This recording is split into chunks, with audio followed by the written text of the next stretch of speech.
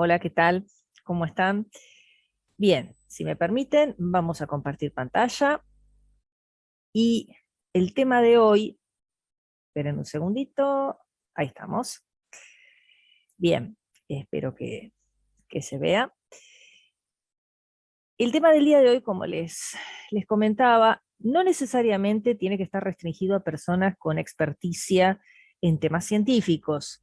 La idea es que ustedes en el día de hoy puedan analizar un artículo científico sin necesariamente ser expertos en el tema o en investigación o en ciencias, para poder de esa manera, a través de las publicaciones que les llegan por diversos motivos, por formación académica, por estudio o por curiosidad, puedan discriminar no solo lo que les resulta útil, sino además el valor que tiene en sí mismo el artículo, si bien la mayoría o casi la totalidad de los artículos que pertenecen a las distintas publicaciones científicas están indexados. Eso quiere decir que han pasado por un tribunal de arbitraje que evalúa ciertas características del artículo y le dan un puntaje y una validez, conjuntamente una visibilidad, que de antemano nos asegura en parte que ese artículo tiene validez y tiene cierta calidad y peso académico. Y lo digo con esta cara, ¿no? Con cierta relatividad, porque nunca hay que olvidar que los tribunales de arbitraje, las actividades humanas en general, no son neutras, no siempre son neutras. Cuesta muchísimo mantenerse neutro y poder ofrecer algo transparente si existe quizás en el medio algún interés en que cierta información se visibilice y cierta información no. De eso creo que en clases anteriores se ha hablado bastante, y justamente la idea de iniciarlos en el análisis de un artículo científico, puntualizando ciertas cosas que los orientan a conocer un poquito más profundamente ese trabajo y poder determinar la validez y el peso académico que tienen, les va a servir justamente para, como digo yo, separar la paja del trigo, ¿no? Eh, por lo tanto, existen análisis de artículos científicos que son mucho más especializados, más avanzados y que tienen que ver con personas que tienen ya un nivel académico y una experticia sobre el tema a tratar, que hacen un análisis mucho más profundo. Pero observando ciertos detalles podemos saber si estamos frente a algo serio o algo que esté cercano a lo que buscamos o no. Para eso les propongo aquí el recorrido de ocho puntos en los que nos vamos a detener en un artículo científico, en una publicación, y vamos a desarrollarlos. Así que tengan en sus cabezas los 7 días de la semana y una chapa, como le digo yo. Por eso son 8 puntos. Que están acá presentes, acá los tenemos, y vamos a conversar un poquitito sobre cada uno de ellos. Bien. Cuando hablamos de qué tipo de publicación, tengan en cuenta que existen, por un lado, dos grandes grupos: las publicaciones largas y las publicaciones cortas. Las publicaciones largas, las tesis, las tesinas o proyectos de investigación, estamos hablando de textos que exceden las 10 carillas y mucho más, los libros. Pero en general lo que son artículos científicos que aparecen en las distintas publicaciones a las que podemos acceder habitualmente, en general son publicaciones cortas. De las publicaciones cortas, dentro de todas ellas tenemos esta variedad de publicaciones cortas que pueden variar ligeramente en contenido y en diagramación, pero igualmente pueden ser analizadas en base a todo esto que les estoy proponiendo en el día de hoy. Mientras tanto, bueno, me sirvo un matecito. Bien. Cuando hablamos de artículos editoriales, cartas al editor, comunicaciones breves, son artículos que en realidad están dentro de lo que se llama la investigación informal. Podemos hablar de investigación informal y formal cuando nosotros tenemos publicaciones o trabajos dentro de lo que es informal que no profundizan demasiado. que no sacan grandes conclusiones ni hacen grandes aportes informativos, es decir, hacen un mínimo aporte y no llevan tampoco un trabajo muy extenso. Cuando hablamos de investigaciones formales, hablamos de investigaciones o proyectos de investigación en donde se busca llegar al nudo de la cuestión, se busca analizar profundamente un fenómeno y también probarlo, probar o refutar, establecer una teoría. A eso le llamamos investigaciones formales. Eh, en general, cuando hablamos de investigaciones formales, de todos estos casos podemos citar los artículos de investigación y los estudios de caso, que son investigaciones, son en realidad resúmenes, presentaciones o resúmenes de investigaciones formales. Es la forma más simple a la que uno accede a la investigación completa, desarrollada en forma sintética, para que si uno después en el futuro tiene interés, busque el trabajo completo y lo pueda leer en detalle. Las reseñas bibliográficas, en general, es una forma de, puede ser formal o informal, dependiendo de a qué conclusiones se llegue. Va a ser una recopilación de información y a partir de toda esa recopilación de datos y de información puede llegar a establecer una propia teoría, o sea que eso estaría dentro de un marco mixto dependiendo de lo que presente. En general, la mayoría de los artículos científicos que se presentan en estas publicaciones lo dicen, tienen un apartado en el que establecen si se trata de un artículo editorial, de una carta al editor. En general, las cartas al editor son publicaciones generalmente breves en las que se le ofrece al editor una respuesta en relación a un artículo que ya ha sido presentado, entonces hace una réplica y da algunos detalles de sus puntos de vista, citando también, obviamente, referencias. Cuando estamos hablando de este tipo de publicaciones que aparecen en revistas científicas, tienen que acreditar el conocimiento de una manera acabada. No se trata simplemente de decir algo porque se me cruzó por la cabeza. Cuando hablamos de cuál es el título, si tiene subtítulo, a qué tema pertenece, no estamos simplemente pensando en leer, detenernos y repetir el título, sino detenernos en la globalidad, es decir, en la generalidad. ¿A qué tema grande pertenece? Fíjense, por ejemplo, algunos ejemplos, ¿no? El título hace referencia a un tema social, a un tema relacionado con la cultura, con la educación, con las condiciones y medio ambiente de trabajo, con aspectos legales del ejercicio de una profesión, es decir, ¿cuál es la generalidad? Eso a nosotros nos sirve, por un lado, para posicionarnos dentro de la generalidad y también buscar, por ejemplo, podemos tener intereses sobre ciertos temas, entonces, teniendo en claro el tema, nosotros vamos a orientarnos a qué tipos de títulos y subtítulos probablemente vamos a buscar dentro de una publicación científica para acercarnos más a lo que a nosotros nos interesa. Esto también nos sirve a nosotros en el desarrollo que tenemos para formarnos dentro de la investigación, para ir ejercitando la idea de lo que es establecer la particularidad que nosotros en un futuro podemos llegar a investigar de un fenómeno. Algo muy común que suele suceder en investigaciones que cuesta muchísimo desgranar un tema para focalizarse específicamente en lo que nosotros queremos investigar. En general nos trabamos mucho en la generalidad. Algo nos interesa, un fenómeno nos interesa, pero no podemos llegar a dilucidar, a delimitar convenientemente ese tema para investigar. Recuerden que no se puede investigar o trabajar sobre una generalidad, sino que hay que ir achicando el universo de estudio para establecer particularmente sobre qué fenómeno, sobre qué parte de ese fenómeno que me interesa me quiero posicionar. Si a mí, por ejemplo, me interesa me interesa un tema relacionado con las condiciones y medio ambiente de trabajo, me tengo que focalizar dentro de las condiciones y medio ambiente de trabajo, cuál condición es sobre la que voy a trabajar y a su vez en qué población, en qué lugar, en qué tiempo, porque no se puede divagar en las generalidades, eso sería imposible y ya se va del contexto de la especificidad.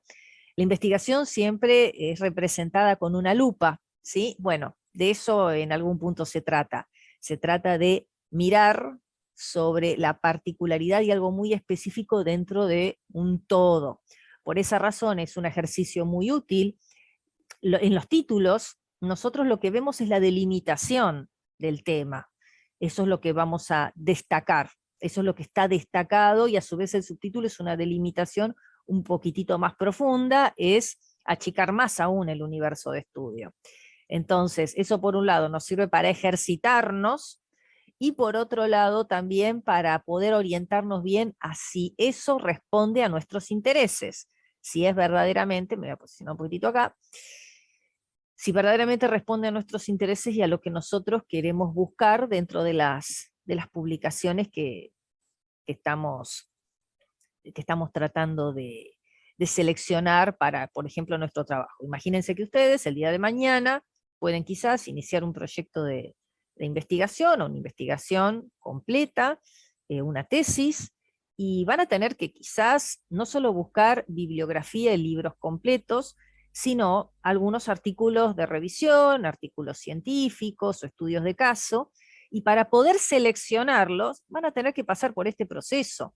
Van a tener quizás un título que les resulta muy atrayente, pero van a tener que pasar por todo este proceso de los 8 puntos de revisión de ese artículo para realmente determinar si lo van a incluir en su trabajo o no, si vale la pena o no, y si cubre todas las condiciones para que nosotros podamos utilizarlo convenientemente en aquello que estamos haciendo. El paso siguiente es determinar cuestiones que hacen a los autores. ¿De quién es la realización? No es un tema menor. Un trabajo puede estar realizado por un autor o por muchos. Que lo haga un autor o que lo haga muchos no le otorga mayor o menor validez, pero obviamente cuando nosotros estamos frente a un trabajo en el que han colaborado muchas personas, tenemos de alguna manera una idea, no del todo acabada, nunca la verdad absoluta se alcanza, pero tenemos la idea de que hubo muchas personas que intervinieron y que por lo tanto pusieron su granito de arena, pusieron su punto de vista, hicieron sus apreciaciones y que las apreciaciones que están en ese artículo no obedecen a un pensamiento único, sino a un pensamiento grupal. Y eso a veces puede lograr cierto equilibrio, cierta compensación en los pensamientos.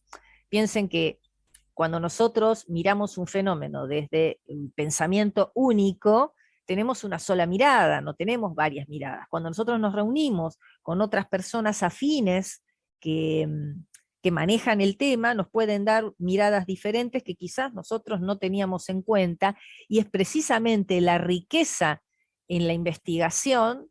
La riqueza de la investigación se nutre justamente de pensamientos diversos que van congeniando entre sí y que dan lugar a la discusión. Entonces, hay que reconocer que muchas veces una producción científica en la que convergen varios autores puede ser mucho más rica en discusión y en conclusiones que quizás la que realiza un solo autor.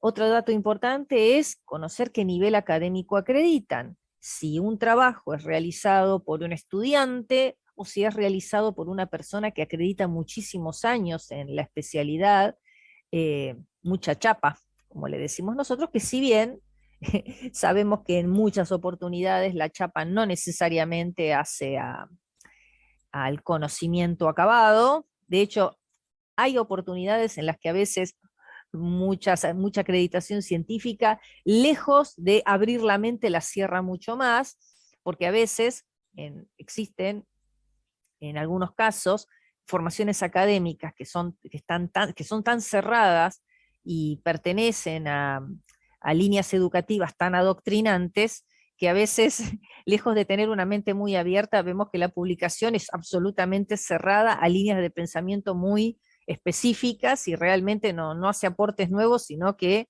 se va cocinando sobre su mismo caldo. Es decir, con esto no estoy diciendo que necesariamente la acreditación y el nivel académico determine la validez y el valor en sí mismo de un trabajo, pero no es un tema menor. Quizás el trabajo de un estudiante tenga algunas fallas que no tenga el de una persona con conocimientos acabados. ¿Cómo lo puedo saber yo? ¿Cómo puedo saber qué nivel acreditan? Bueno, en algunos casos, algunos artículos tienen detalles del nivel académico de la persona que lo escribió y te dice máster en esto, profesor emérito de tal universidad, etcétera. Algunos no dicen mucho, y para eso nosotros podemos buscar en la web quién es esa persona para conocerla un poquitito más y saber a qué se dedica, dónde trabaja y qué nivel académico tiene. También es importante determinar dos cosas: si pertenece a alguna institución o empresa, si eso lo dice o si eso nosotros lo podemos buscar en la web, y también remitirnos a la parte final del trabajo, en donde están los agradecimientos. En algunos pocos trabajos están al comienzo, en la mayoría suelen estar al final. ¿A quiénes agradece esa persona? ¿A qué institución pertenece? Porque eso a veces, no siempre, pero a veces nos puede dar indicios de que el trabajo esté sesgado. Yo recuerdo, bueno, que en clase cité el ejemplo de, si están hablando de pronto de un estudio relacionado con la efectividad de un producto de una empresa de bolsas de colostomía, obviamente que si los agradecimientos están dirigidos a la empresa y si la persona pertenece a la institución, va a ser muy poco factible que ese estudio hable en contra del producto. A ver, vamos a hacer un sincericidio. La ciencia, por sobre todas las cosas, es humana, ¿sí? Es una actividad humana altamente estructurada, y que por ser altamente estructurada no necesariamente significa que tenga que atenerse a ciertos códigos éticos. De hecho, frecuentemente la ciencia está siendo sacudida por la violación de ciertos códigos éticos que están sujetos a los intereses de los individuos, ¿sí? Todas las actividades humanas están sujetas a intereses y a luchas de poder. Así que la ciencia en ese sentido no es ajena. Bien, seguimos con las palabras clave. Las palabras clave deben ser, son muy difíciles a veces de seleccionar, deben estar muy bien seleccionadas, muy bien tipificadas, porque son las que aseguran la visibilidad del artículo, y en general trata de aquellas palabras que se repiten mucho en el texto. A veces están bien seleccionadas, a veces no tanto. En general, en la mayoría de los artículos que han estado sujetos a arbitraje, las palabras clave están bastante bien seleccionadas, porque ya el tribunal ha determinado que efectivamente esas son las palabras que más se repiten y las que más van a visibilizar el trabajo. Eso pueden también ustedes verificarlo y ser sinceros si realmente consideran que esas palabras clave orientan, les ha servido para orientarse al tipo de publicación que es, si son precisas, cuántas son. En realidad este punto les sirve a ustedes para también practicar sobre la selección de palabras clave en sus propios trabajos futuros en investigación científica. En general, como les decía, suelen estar bastante bien seleccionados, pero a mí me ha pasado muchas veces que buscando material y buscándolo en base a las palabras clave, realmente he encontrado artículos que poco y nada me han orientado con las palabras clave. Me ha orientado más el, el título que las palabras clave que luego presenta en el resumen. Así que esto es algo muy sencillo, es simplemente mm, determinarlas y evaluarlas, y haciendo una lectura general y conociendo ya previamente el artículo, porque todo esto que estamos proponiendo siempre se tiene que hacer habiendo leído el artículo previamente. Primero se le pega una leída y a partir de ahí se puede hacer una selección para determinar el grado de peso y de validez que tiene para nosotros, ¿sí? Nosotros no estamos evaluando con esto un artículo y haciendo un arbitraje para un tribunal. No, lo estamos haciendo de una manera sencilla para que nos sea de utilidad.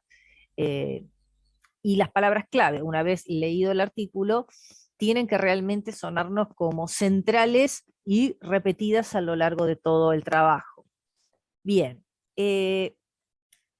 cuando hablamos de introducción, tengan en cuenta que dependiendo del tipo de publicación, vamos a tener diferentes tipos de introducciones, pero en general, toda publicación, sea un artículo de revisión, una carta al editor, un estudio de caso, un artículo de investigación científico, lo que fuera, cualquiera de los modelos de publicaciones breves, tienen siempre una previa, siempre comienzan con una parte en donde se le va presentando al lector todas las cuestiones que luego se van a pasar a desarrollar.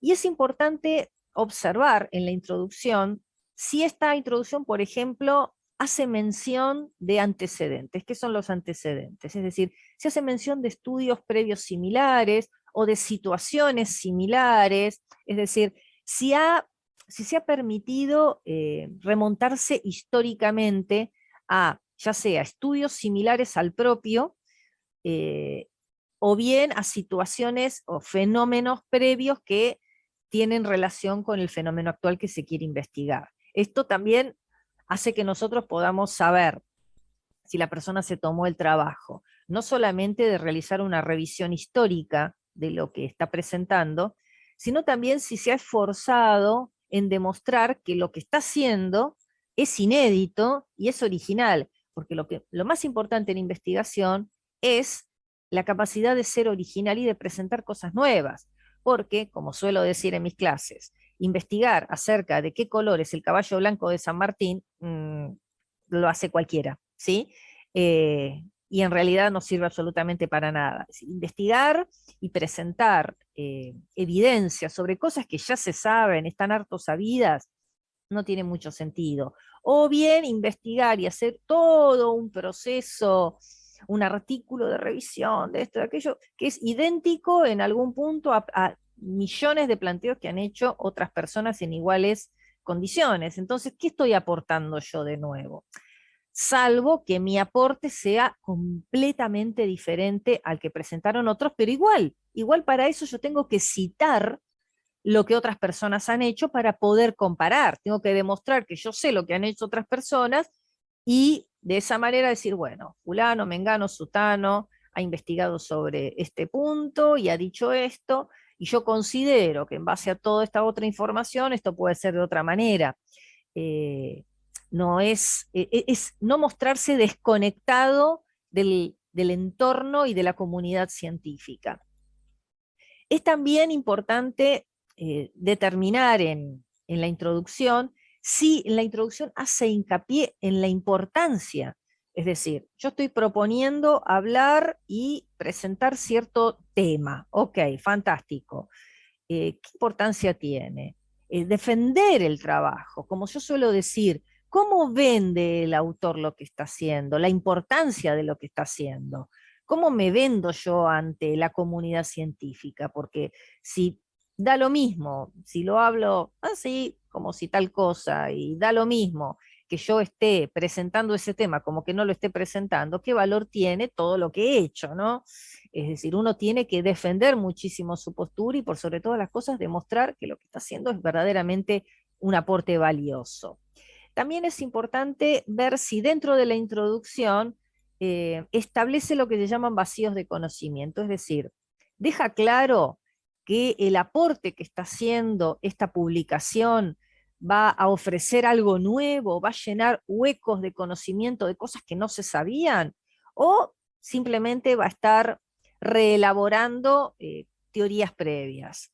En ese caso no existe un vacío de conocimiento, sino una reelaboración, pero a veces hay puntos álgidos en ciertos temas, en ciertos fenómenos, en donde hay algo que sigue sin responderse. Eso es importante porque una publicación que intenta llenar un vacío de conocimiento es muy valiosa en sí misma, se está jugando mucho, está poniendo muchas cartas sobre la mesa. Vamos a ver qué tiene para decir.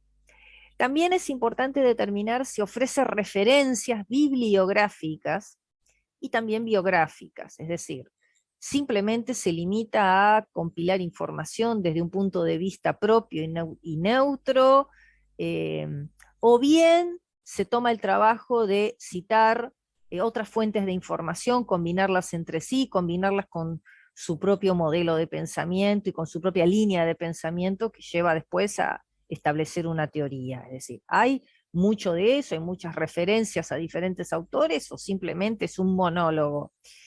Y también saber si orienta al propósito, al objetivo de todo eso que está haciendo. Es decir, si deja claro para qué todo eso, por qué es tan importante. Eso también se une mucho al punto 2, si determina la importancia.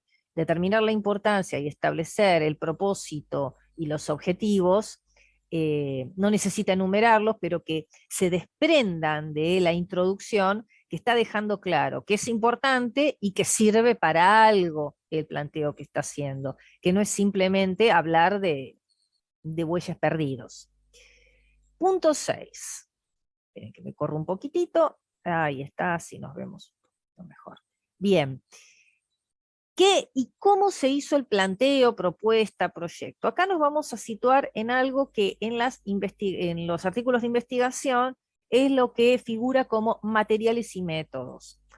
Si se trata, por ejemplo, de un artículo de revisión o de un compilado de referencias bibliográficas, puede que no haya materiales y métodos, pero seguramente eso lo vamos a distinguir en la parte que continúa la introducción y que es el desarrollo, en el que probablemente se explique cómo se recolectó la información, cómo se compiló, y en función de eso, a qué se fue, se fue derivando el proceso de elaboración del artículo.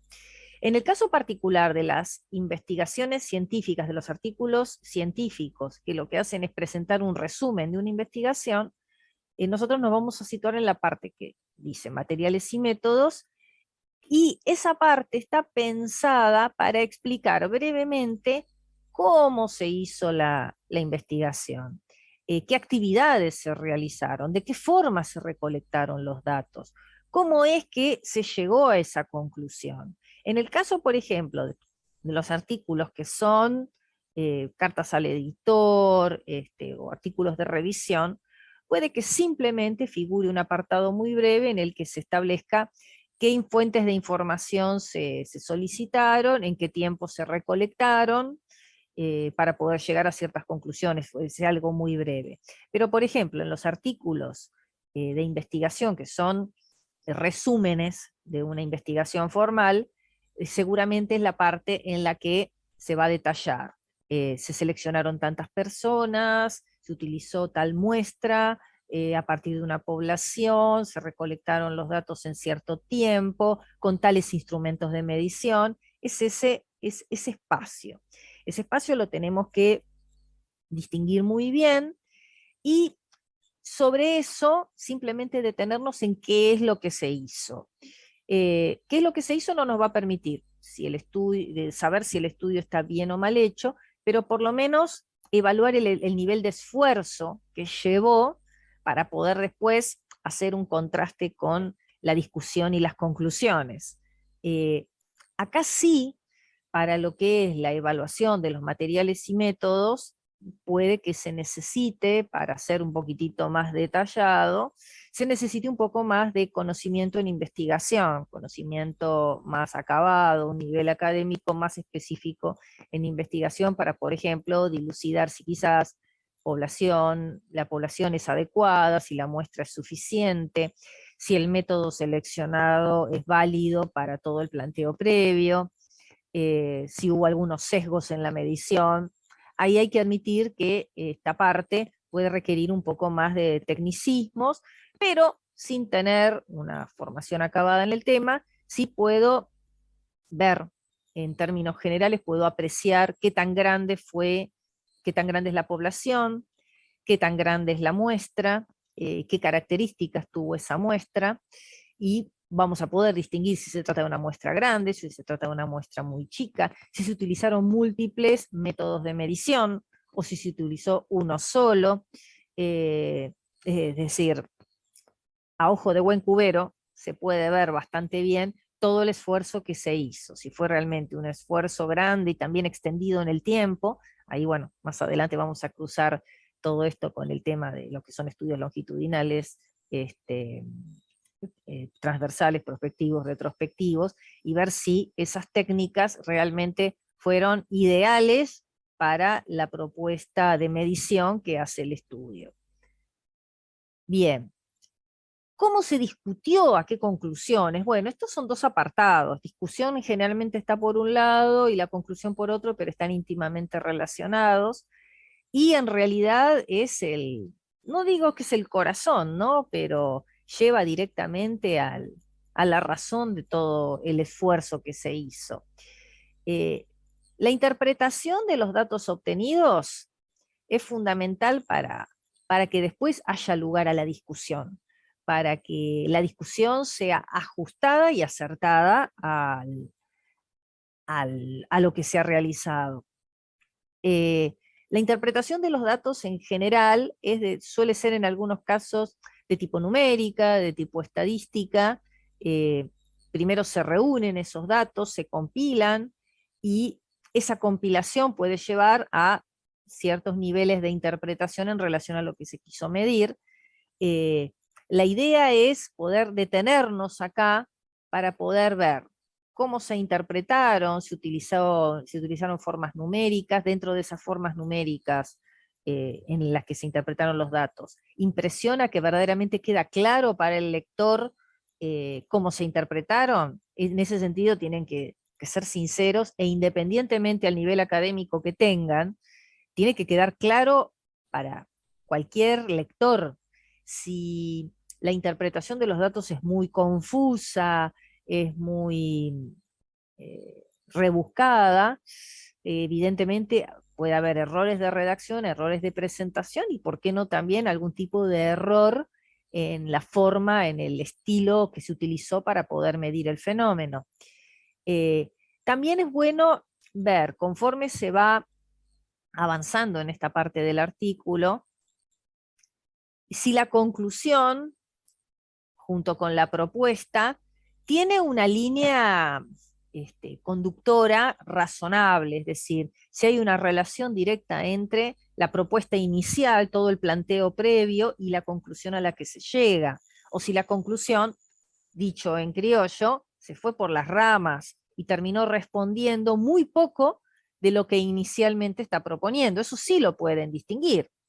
Es tan fácil como darse cuenta que a una persona le estás haciendo una pregunta y te está respondiendo con otra cosa, se te está yendo por las ramas. Eso lo podemos distinguir perfectamente cuando de pronto sentimos que todo el interrogante que fue sostenido a lo largo de todo el trabajo, cuando llega el momento de la discusión y de la conclusión, hace agua por todos lados y no termina de responder positivamente al planteo previo, a la pregunta de investigación.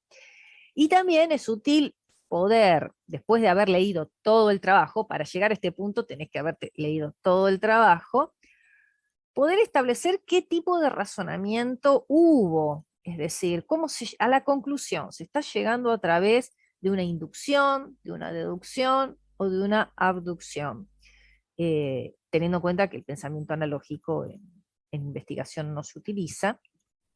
Entonces, si nosotros hablamos de inducción, recuerden que la inducción es un proceso que deriva en probabilidades, mientras que la deducción deriva en certezas o no, es decir, establece leyes. Esto es así, puede ser así o no puede ser así, es blanco o es negro, las deducciones son blancas o negras, es una cosa u otra, mientras que la inducción es una inferencia que permite llegar a una conclusión a partir de establecer una ley de probabilidades. Eh, con respecto a la abducción es un fenómeno que va sumando razonamientos previos, uno tras otro, los va acoplando para llegar a una conclusión a partir de todos esos de la suma de todos esos razonamientos previos. Es una mezcla podemos decirlo, de la inducción y la deducción, podemos verlo desde ese lugar, porque si bien tiene cierta raíz inductiva, procesual, desde lo procesual tiene una raíz inductiva, puede llevar, la abducción puede llevar a establecimiento de ciertas certezas o más que probabilidades, como lo hace la deducción, porque está apoyado sobre razonamientos previos, sobre establecimiento de razonamientos sobre establecimiento de razonamientos previos, que probablemente, si son todas deducciones, deducción más deducción va a llevar a probablemente otra deducción, puede llevar a otra deducción.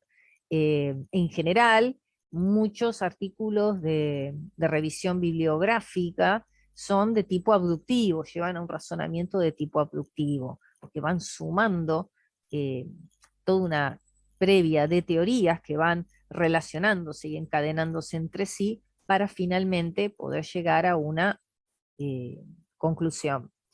Bien, y finalmente, ¿qué fuentes de información se utilizaron? Como para ir cerrando todo esto. Bueno, sepan que no es un tema menor analizar la bibliografía, ¿no? Porque si nosotros tenemos una bibliografía que está basada únicamente en artículos previos o artículos de revisión, y no tiene ni una sola consulta a libros, no significa que sea malo, pero puede llegar a darnos la idea de que en algunos casos ese trabajo que se nos está presentando es un poquito limitado. Eh, Nos da la idea del esfuerzo que hizo el autor para buscar la información. Eh, Hay muchos libros, hay una mezcla de libros con artículos, con páginas web. Dato importante, ¿esas fuentes son actuales o son muy viejas?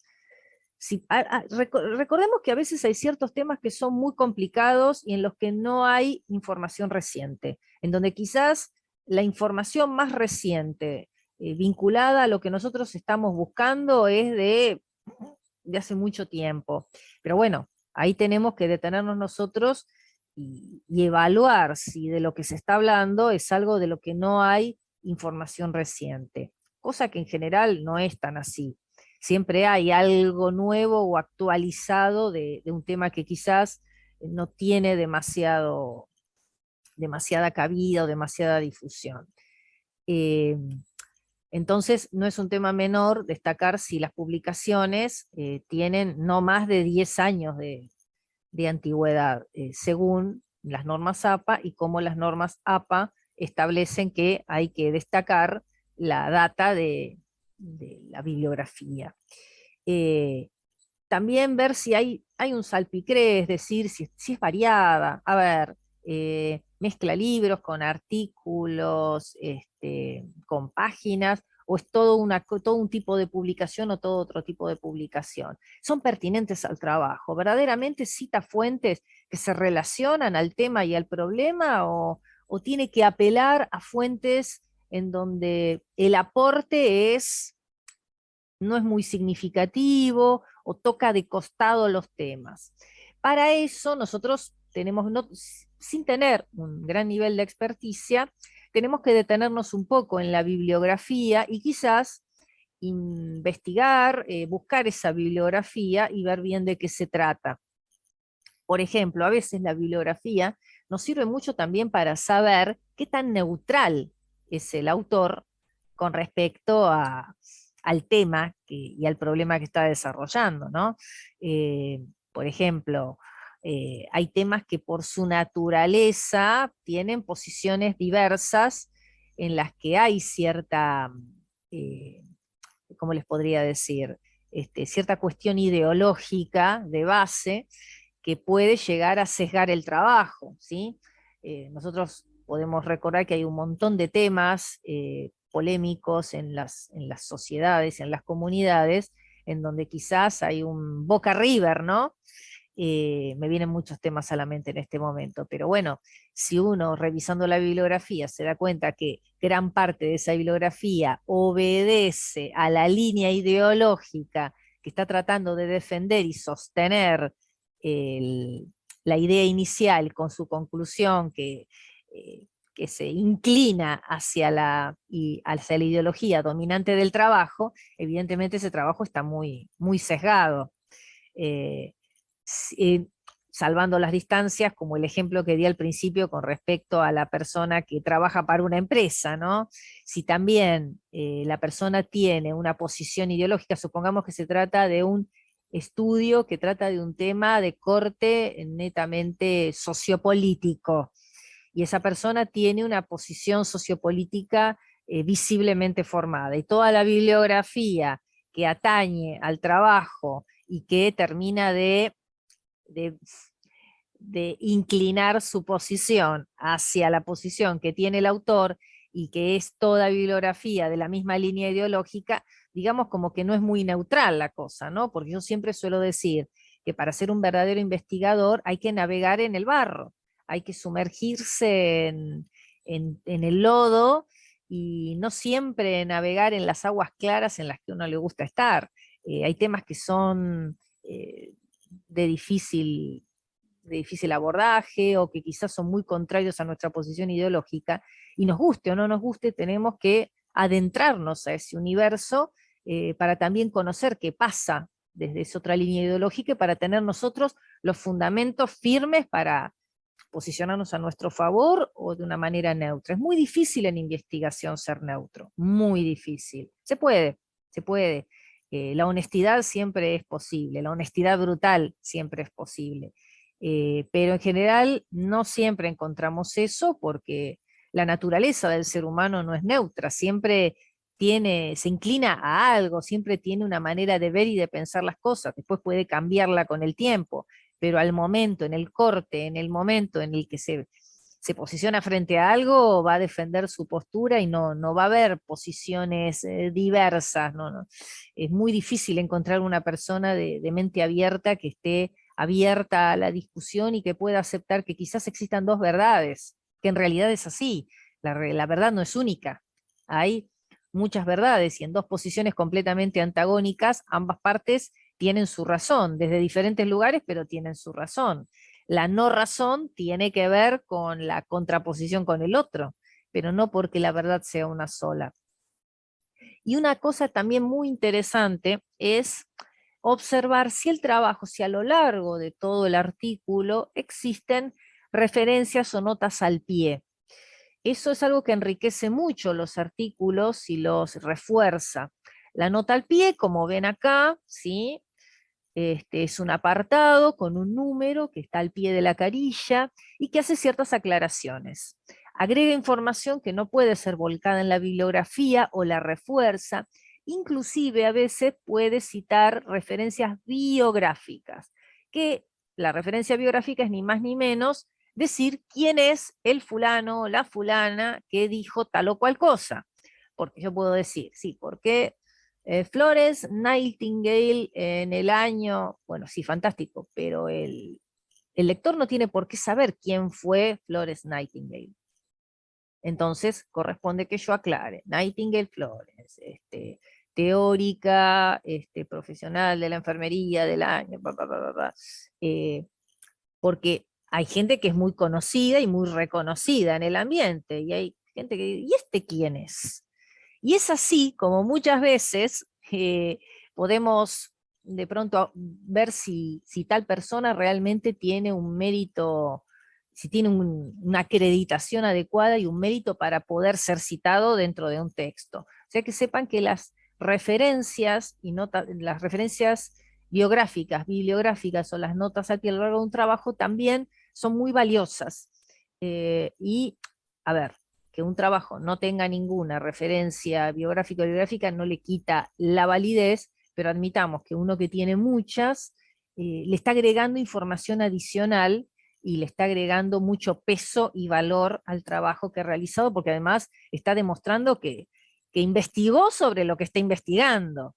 Es decir, si cita una fuente, a su vez también le interesa saber quién dijo lo que dijo, en qué circunstancias, de dónde es, qué nivel académico tiene, ¿sí? No es lo mismo citar, dijo fulano, ¿y fulano quién es? Fulano es un estudiante de la carrera de no sé qué, a decir, fulano que es emérito de tal lado y que tiene la experticia en tal otro y que tiene tantos trabajos hechos. Entonces, quizás eso nos impresione un poquitito más como una palabra que tiene más experticia sobre lo que está diciendo. Bien, hechas las presentaciones, entonces esperaría que, dado lo desarrollado, de ahora en más, cuando busquen bibliografía y cuando busquen trabajos para nutrir sus propios trabajos teóricos, académicos, ya sea realizar un ensayo, una monografía y que tengan que apelar a información de artículos científicos, ahora tengan la posibilidad de verlos con otros ojos, ¿sí? Saber sobre qué puntos detenerse para decir, bueno, este lo voy a dejar de lado, con este no voy a perder el tiempo y me voy a detener más en este y este material. Así que bueno, vamos a dejar de compartir pantalla, les mando un abrazo a todos y hasta la próxima.